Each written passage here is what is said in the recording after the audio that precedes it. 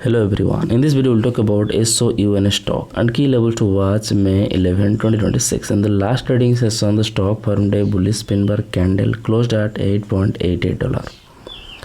On the weekly time frame, the stock break out its trend line. On the daily time frame, the key support level is $7.57. If the price goes below $7.57, it could test $6.28.